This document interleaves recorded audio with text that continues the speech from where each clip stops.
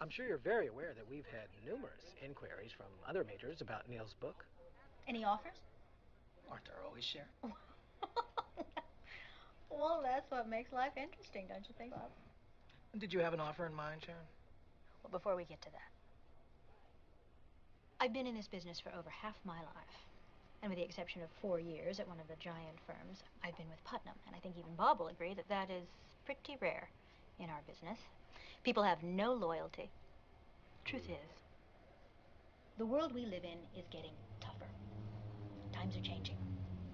How much, Sharon? Now, you probably wonder why I am telling you all of this. How much, Sharon? I am telling you all of this because there is at Putnam, I believe, a soul behind the company.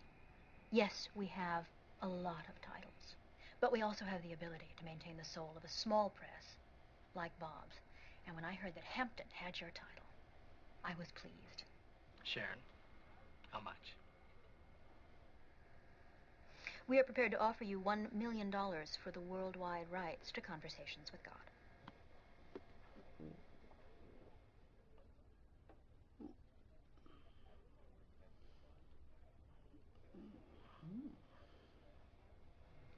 Thank you for the nice words. I really appreciate them, as I'm sure Neil does. And I agree with you. Putnam does have a soul. They also have buying power. And unfortunately, at that number, Hampton Roads will have to pass. Thank you for coming out. Neil, shall we? Yeah, I thought we were coming here with a very generous offer today, Bob. So did I. This guy is booked, back to back, solid for the next 2 months, Sharon. I can't print the book fast enough. And I think we can both agree this is merely the tip of a very big iceberg. Come on, Sharon. Thought you said you liked the book. I do like the book, Bob, and I'm prepared to give you 1 million reasons why I like it. We can do 1 million on our own. In fact, I'll send you a postcard when we do. Neil? Time to go. Thank you. Thank you. Are you crazy? Wait for it. That's a lot of money. I said... Bob? Wait for it.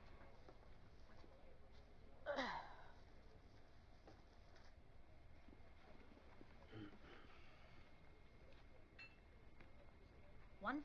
Take it or leave it. So why do you want the book? Well, you might think this is a little old-fashioned, but I think your book could change the world. It's yours. It's hers, Bob. It's mine.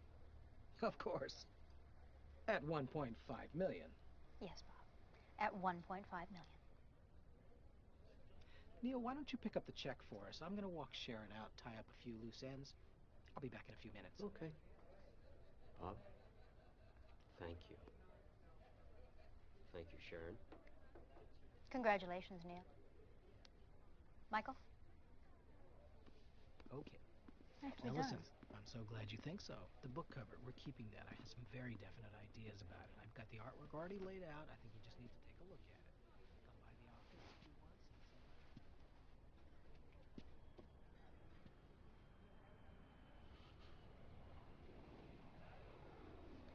Could I have the check, please?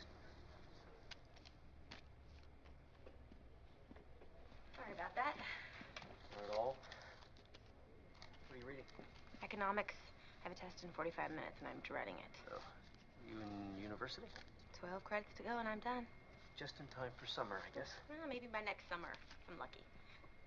I have a son. Between daycare and my other job and class, things they move a little slower in my life. Well, good luck on the test. Thank you. More coffee? No, I'm so very good. Thanks. Right.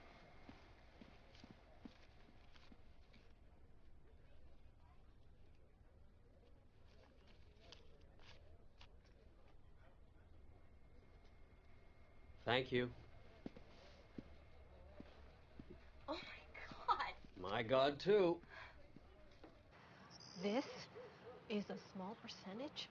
It was a really big check. Neil, forgive me. I don't want to seem ungrateful, But this is a lot of money. Well, I thought you could use it for the remodel. You know, you could do it upright. Neil, I can't take this. Leora, I want you to have this. Also, by the way, we did make a deal, right?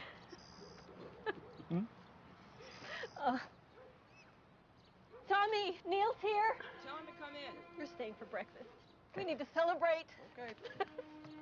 What are you having?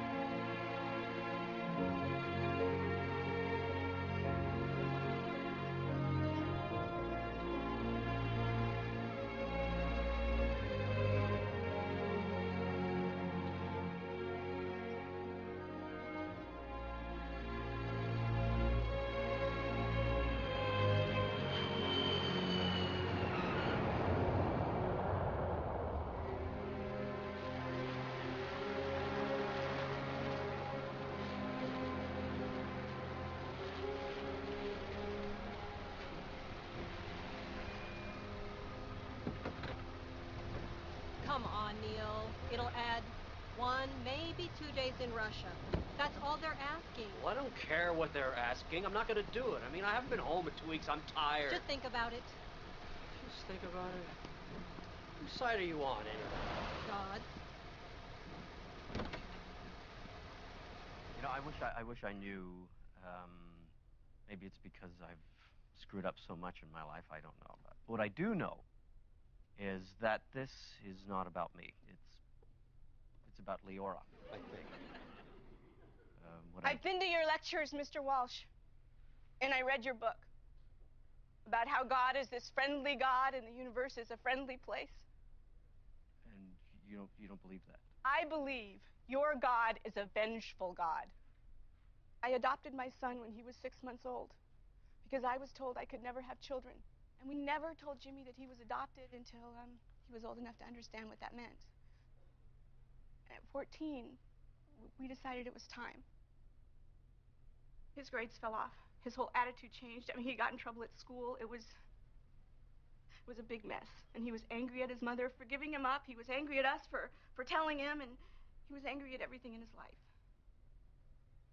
The only way to calm him down was to promise that when he turned 18, we would find his mother.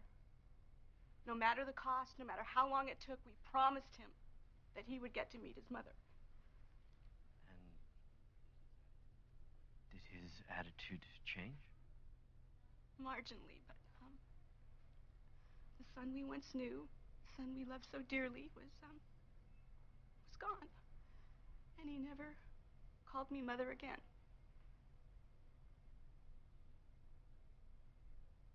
And on Jimmy's 18th birthday, he was killed on a motorcycle. A drunk driver killed my Jimmy. So please enlighten me on your definition of a friendly God, Mr. Walsh, because I don't see a friendly God putting parents who love their son unconditionally through something like this. What does your God say now, Mr. Walsh?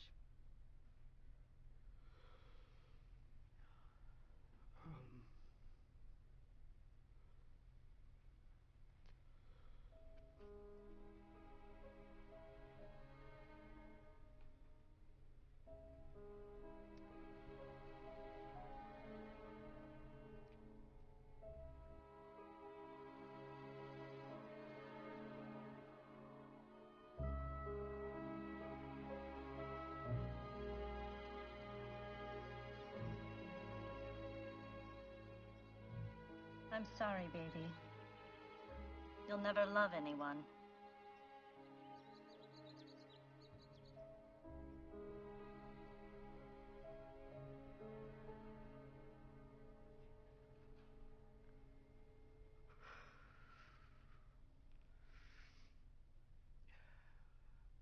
What is your name?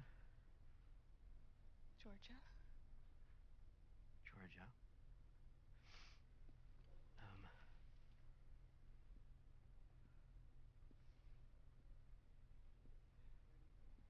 Your son died so that you could keep your promise to him. His mother died a few years ago. And his passing was the only way that he could be with